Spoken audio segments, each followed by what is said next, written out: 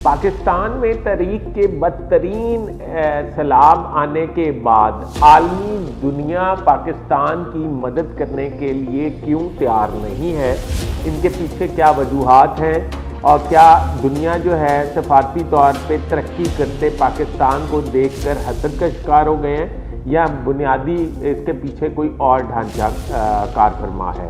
अक़वाम मुत्तहिदा और Angelina Jolie के बाद अक़वाम मुत्तहिदा ने भी पाकिस्तान की इशराफिया और हुक्मरान तबके पर कुछ सवालात उठा दिए हैं। वो सवालात क्या हैं और आइंदा इशराफिया ने अगर वो अपना तर्ज ज़िंदगी तब्दील ना किया तो पाकिस्तान में हम सफारती तन्हाई का शिकार ना कहीं हो जाएं। बराए मेहरबानी मेरा चैनल सब्सक्राइब कर लीजिए, बेल आइकन के बटन को दबा दीजिए, मैं आपका बड़ा मशकूर रहूँगा और अपने कमेंट्स में मेरी रहनुमाई ज़रूर फरमाइएगा। पाकिस्तान में तहरीक का बदतरीन सैलाब है। आपने देखा होगा पाकिस्तान इस वक्त तमाम पाकिस्तान पानी में डूबा हुआ है। बहुत 2 करोड़ से ज़ायद लोग सिर्फ पंजाब में मुतासर हैं। सिंध इस वक्त सैलाब का मुकाबला कर रहा है।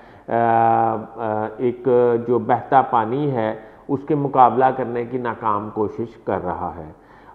सिंध में क्या तबाहकारियाँ होंगी इसका खमियाजा कुछ दिनों के बाद लगाया जा सकेगा। खैबर पख्तूनख्वा में भी तबाही का सैलाब हुआ और आप अंदाज़ा लगा लें कि इन सैलाबों के बाद आलमी दुनिया में अगर कोई और मुल्क होता तो आलमी दुनिया से इमदाद पहुँचनी शुरू हो जाती या कुछ अनाउंसमेंट्स हो जाती, मगर पाकिस्तान के सैलाब को देखकर पूरी दुनिया से किसी ने भी मदद करने की ना हामी भरी ना ऑफ़र की। इसकी क्या वजूहात हैं?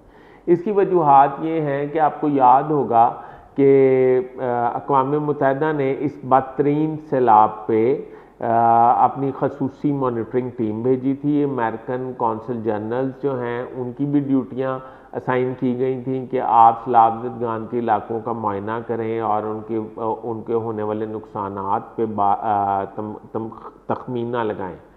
तो पता ये चला कि अक़वाम मुत्तहिदा ने एक ऑडिट रिपोर्ट निकाल ली है।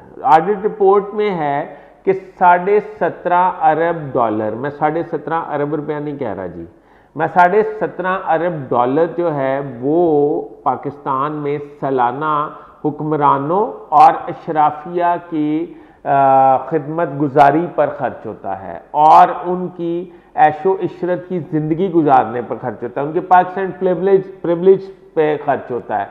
तो अब आप अंदाज़ा लगाएं कि अक़वाम मुत्तहिदा ने ये कह दिया है कि पाकिस्तान अगर ये अपने मरात अशराफिया और हुक्मरान अपनी मरात $17.5 अरब से आधी कर लें, 50% रिड्यूस कर लें और अखराजात अपने कम कर लें, मतलब जो लग्जरी अखराजात हैं वो कम कर लें, तो उतने मतलब पीछे 8 से ज़्यादा अरब डॉलर बचेंगे। तो उससे सैलाबज़दगान की बेहतरीन मदद हो सकती है। पाकिस्तान को आलमी दुनिया से मदद की कोई ज़रूरत नहीं है और अगर आप अपने ये अखराजात कंट्रोल कर लें तो हो सकता है। यही वाक़या पिछली दफ़ा जब सैलाब आया था उस वक्त हुआ था। वज़ीर आज़म यूसुफ रज़ा गिलानी थे, एंजेलिना जूली जो है वो सैलाबज़दगान की मदद के लिए मैदान में पाकिस्तान आ गई थी।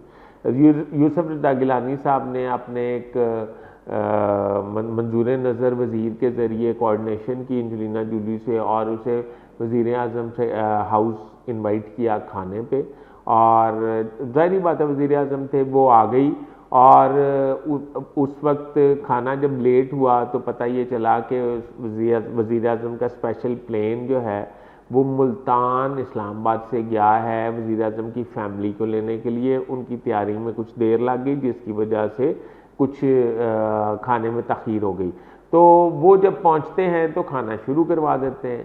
तो हुआ ये कि एंजेलिना जूली ने जब उनके लग्जरी लाइफस्टाइल देखे वज़ीर आज़म के तो उन्होंने वापस अपनी कैंपेन जो है उसका इख्तिताम किया और वापस अपने मुल्क जाकर उन्होंने रिपोर्ट पेश की कि पाकिस्तान के सैलाबज़दगान की तर्ज़ ज़िंदगी और अशराफिया की तर्ज़ ज़िंदगी में ज़मीन आसमान का फ़र्क है। अगर अशराफिया अपनी तर्ज़ ज़िंदगी थोड़ी सी निचली सतह पे ले आएँ, अपनी मरात पर्सन प्रिविलेज कम कर दें तो सैलाबज़दगान की ज़िंदगी बहुत ही आसान हो सकती है। मगर पाकिस्तान की अशराफिया जो हैं वो किसी किसी मुल्क के बादशाह से ज़्यादा अमरात और लग्जरीज इस्तेमाल कर रहे हैं, वो इससे बाज नहीं आएंगे। उनके पास लग्जरी गाड़ियाँ हैं, लग्जरी महल हैं, लग्जरी उनका खाना पीना।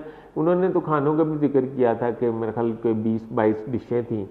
तो कहने का मकसद ये है कि अब हमें क्या, हमारे हुक्मरान या इशराफिया इस बात पे सोचेंगे कि ये लग्जरीज जो हैं हम कम करके $17.5 अरब से कोई $8 अरब कम कर लें और सलाब ज़दगान पे लगा दें, या हम वही कशकोल लेके मुल्क में जाएँ, मुल्कों जाएंगे और वो अक़वाम मुत्तहिदा की इस रिपोर्ट के बारे में हमें बताकर शर्मिंदा करते रहेंगे।